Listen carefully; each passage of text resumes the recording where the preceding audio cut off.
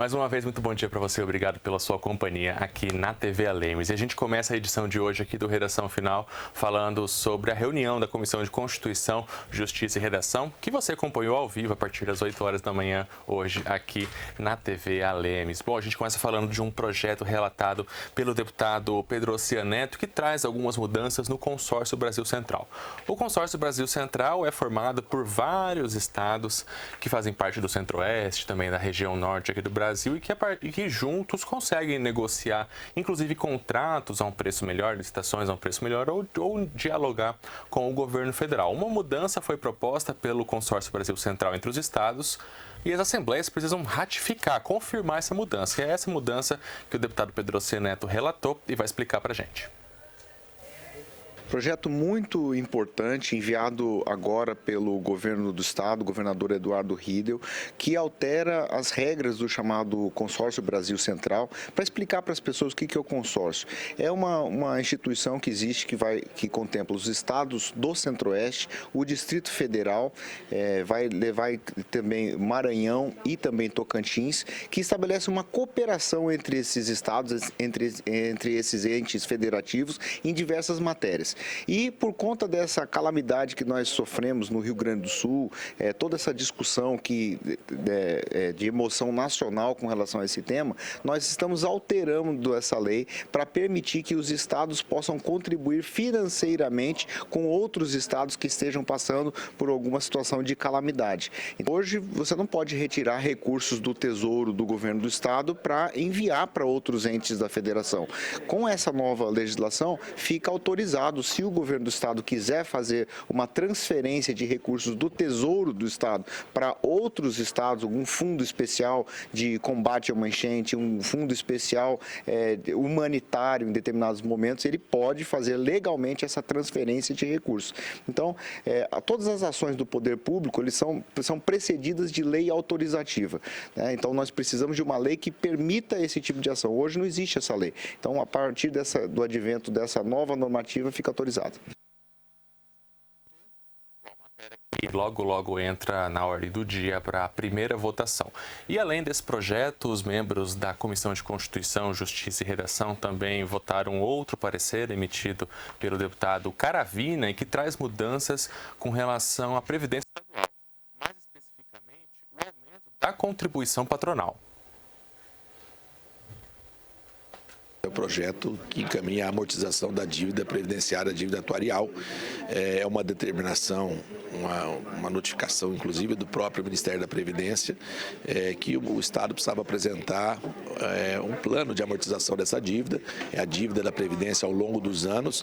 Isso é necessário para que o Estado não tivesse problemas com a certidão de regularidade fiscal. Mas, mais do que isso, é um projeto importante porque mostra a responsabilidade do governo com o futuro da Previdência social. É para garantir que no futuro os nossos servidores pensionistas e aposentados tenham a garantia de estar recebendo os seus proventos. Então esse projeto ele traz um plano de aporte do Estado, então o Tesouro do governo vai ter que aportar mais recursos para a Previdência e também sobre a alíquota patronal, que era de 25% o recolhimento mensal para 28%, para que isso equacione essa dívida a longo prazo, sem onerar os servidores, né? A alíquota dos servidores continua a mesma e faz esse aporte maior do patronal. Então é um importante projeto que agora encaminhado vai à votação nessa casa e aprovado, o Estado pode encaminhar ao Ministério da Previdência esse projeto aprovado e colocar em prática, que vai garantir a certidão, a regularidade. E qual a importância dessa certidão? Um Estado sem certidão, ele não consegue firmar acordos com o governo federal, ele não consegue contrair empréstimos, ele tem uma diminuição da sua nota de capacidade fiscal. Então, é um projeto de suma importância, obrigatório, porque houve o pedido do Ministério da Previdência para que fosse feito esse equacionamento, mas principalmente que vai garantir o equilíbrio entre receitas e despesas da Previdência Social do nosso Estado. Bom, esse projeto, até como o deputado Caravina explicou também, uma exigência do governo federal, essa regularização com relação ao cálculo autorial da Previdência Estadual também entra em pauta nas próximas sessões plenárias. 10h41, vamos agora então falar da ordem do dia, os projetos que foram votados pelos deputados estaduais na sessão desta quarta-feira, 11 de setembro de 2024. E a gente começa com o projeto de resolução de número 3 do deputado Lucas de Lima, em discussão única, que concede comenda de mérito legislativo. O projeto de resolução, o próximo, de número 24, vamos já para essa próxima tela, também é de autoria do deputado Lucas de Lima e também concede comenda de mérito legislativo. A gente tem a próxima tela já com o próximo projeto de resolução. Como eu disse, também no deputado Lucas de Lima, comenda de mérito legislativo, o nome a gente sempre explica. É preservado ao longo da tramitação e também durante a votação e é sempre publicado no Diário Oficial do Poder Legislativo. Esses então os dois primeiros itens da pauta de hoje. Vamos para o terceiro item, terceiro projeto votado hoje, projeto de lei de número 174, encaminhado pelo Poder Judiciário, também discutido, votado e aprovado em discussão única pelos deputados estaduais e que dá nome à sala do Tribunal do Júri, lá no Fórum de Ponta Porã.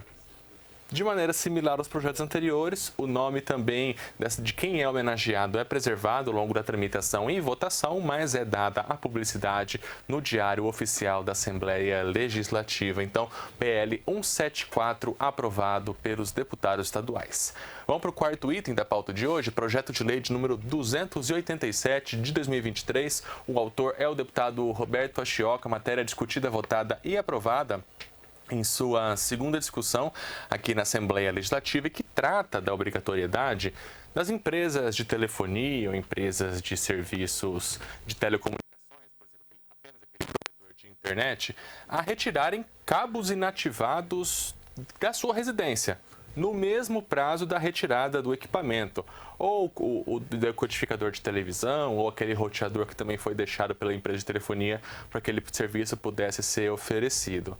O deputado Roberto Achioca, inclusive, a gente falou desse assunto na primeira votação, sempre comentou sobre a quantidade de fios que são deixados para trás quando as empresas, o serviço é cancelado, a empresa só leva o equipamento embora e deixa lá os fios que muitas vezes, inclusive, ocupam espaço nos conduítes e até atrapalha a instalação de um outro novo serviço. Esse projeto de lei, ele também indica que as empresas, caso elas não cumpram esse prazo de retirada dos cabos, que elas estão sujeitas às infrações previstas também no Código de Defesa do Consumidor. Projeto de lei de número 287, então, aprovado em segunda discussão, teve emenda ao longo da tramitação, então vai para a redação final ainda. Vamos para o último item da pauta de hoje, projeto de lei de número 87, o autor é o deputado Paulo Duarte, matéria discutida, votada e aprovada em sua segunda discussão pelos deputados estaduais, e que altera uma lei que já existe aqui em Mato Grosso do Sul com relação à informação pelos planos de saúde de qual foi o motivo da negativa para algum tipo de procedimento, algum tipo de consulta. Essa lei ela já existe. O deputado Paulo Duarte traz algumas mudanças, inclusive para facilitar um possível recurso desse usuário, desse beneficiário do plano de saúde. Além da razão, que já consta nessa negativa, o número do protocolo desse atendimento ele também deve ser incluído. Essa é uma novidade que será incluída na lei. E também há uma outra novidade que o deputado Paulo Duarte propôs, que é o seguinte: o aviso, ou por meio do aplicativo próprio do plano de saúde, ou por meio do sistema médico, ou pelo SMS, no prazo de 24 horas da decisão da negativa daquele procedimento. E o operador da operadora do plano de saúde, ela deve sempre priorizar aquele meio de comunicação, o celular, a carta ou algum outro, que efetivamente dê ciência ao beneficiário do plano de saúde sobre a negativa, sobre aquele procedimento. Então, o projeto de lei de número 87, aprovado em segunda discussão, também teve emenda ao longo da tramitação, vai para a elaboração da redação final antes de voltar para uma última votação pelo plenário da Legislativa. Bom, além desses 5 projetos que foram votados hoje pelos deputados estaduais, os parlamentares também deliberaram sobre 29 indicações, 11 moções de congratulação e 3 moções de pesar. Esse, então, o balanço das atividades de hoje aqui na Assembleia Legislativa de Mato Grosso do Sul. Agora, 11 horas e 45 minutos, a gente muda de assunto para falar de uma indicação apresentada pelo deputado Caravina, direcionada ao governo federal, em que pede especificamente ao Ministério da Educação mais recursos para que as escolas comprem alimentos da agricultura familiar. O PNAE é um programa importante. Hoje ele tem um limite de R$40 mil para poder... O limite individual de venda dos alimentos para o PNAE é de R$40 mil.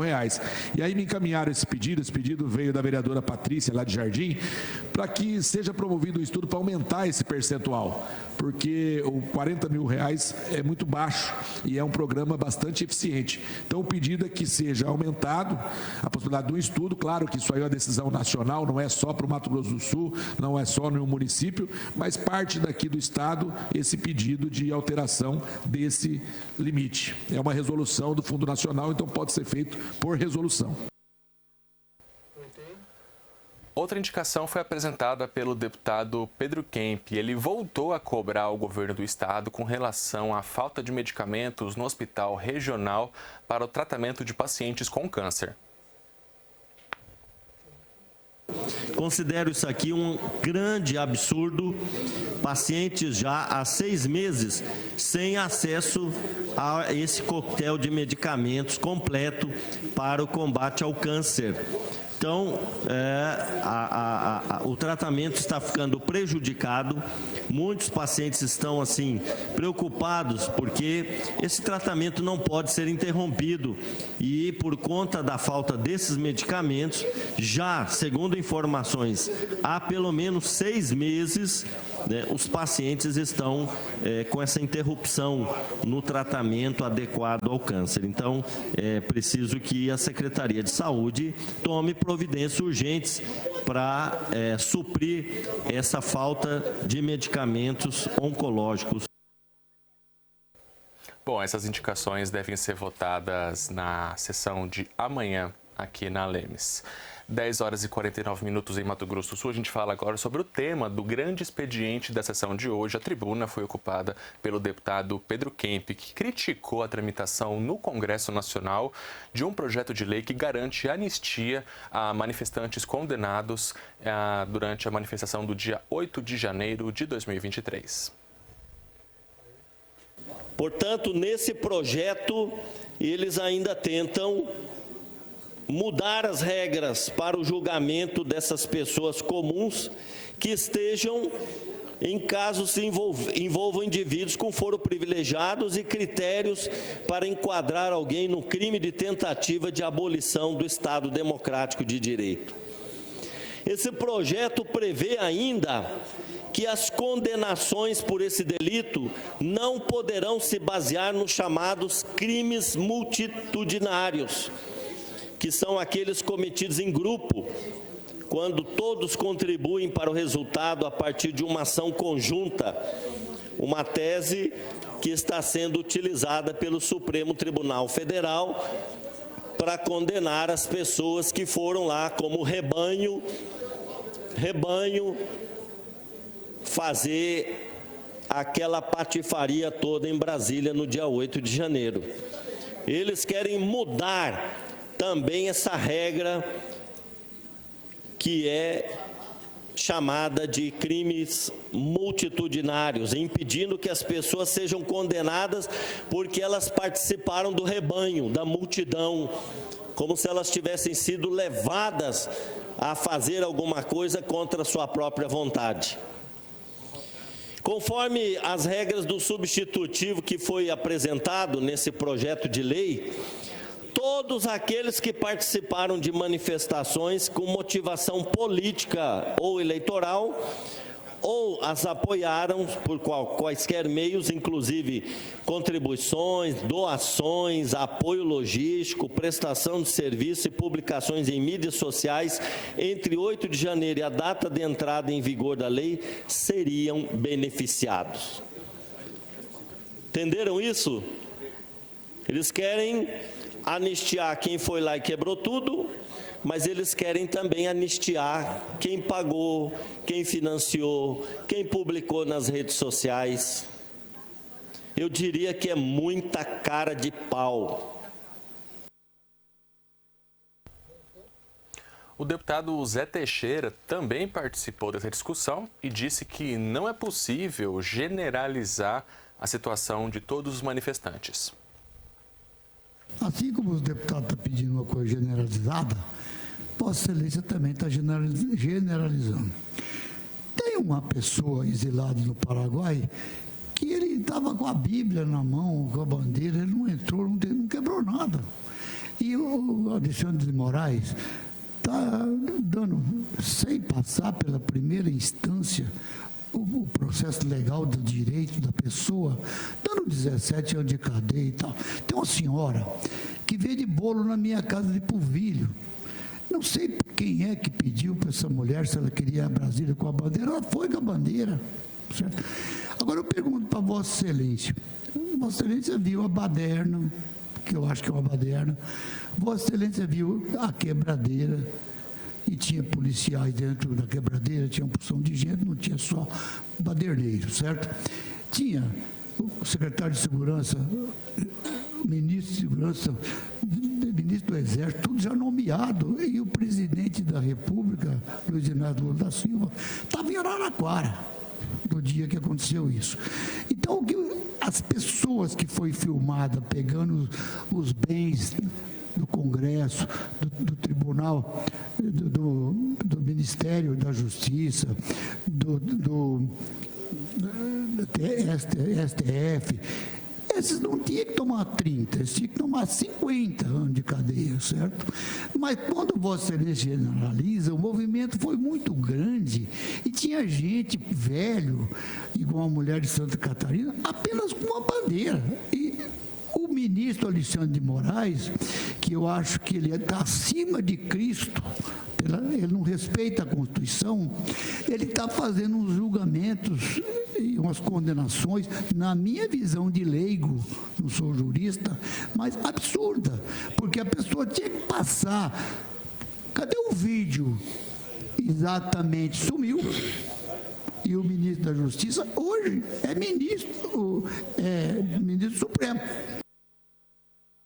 10 horas e 53 minutos em Mato Grosso do Sul. A gente muda de assunto para falar de um comentário feito pelo deputado Caravina. O deputado Caravina faz parte da comissão que foi criada pelo presidente Gerson Claro e que está responsável em intermediar uma rodada de conversas entre representantes de policiais civis que têm demandas e que inclusive já foram entregues aqui na Assembleia Legislativa nas últimas semanas e o governo do estado. Essa comissão é formada pelos deputados Caravina, Renato Câmara e também pelo deputado Pedrocian Neto. Ontem, de acordo com o deputado Caravina, foi uma primeira conversa com os representantes da categoria e ele falou sobre isso na sessão de hoje.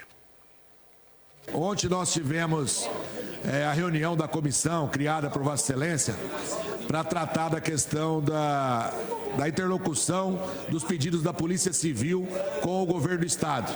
Nós fizemos uma reunião ontem, a comissão é formada por mim, pelo deputado Renato Câmara e Pedrocian Neto, né, deputado Renato? Nós fizemos uma boa conversa com as categorias do Simpol e do Simpof e ficou agendado, e aí ficou definido que nós iríamos nos reunir com os representantes do governo, com a SAD, Segov e Sejusp. Ontem mesmo já entramos em contato com a SAD e o secretário Frederico Fellini marcou a reunião para terça-feira de manhã. Então, terça-feira de manhã, às 8 horas, nós vamos ter uma reunião com os representantes do governo para levar a reivindicação, as demandas do Simpol, para ver o que a gente consegue avançar nessa negociação.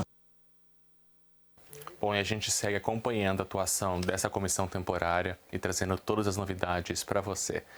10h55. Bom, a gente vai encerrando então a edição de hoje aqui do Redação Final, agradecendo muito pela sua audiência nessa quarta-feira, 11 de setembro. Amanhã, 8h45, você acompanha ao vivo o Primeira Discussão com a Maritê Kogo e o Gustavo Fax, já antecipando os assuntos que devem predominar durante a sessão plenária. Outras notícias você acompanha lá no nosso site, o www.al.ms.gov.br.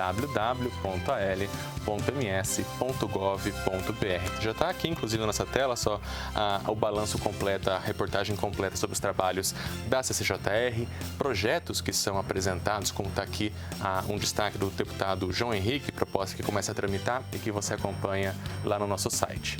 Redação Final volta amanhã, logo após a sessão plenária. Tchau.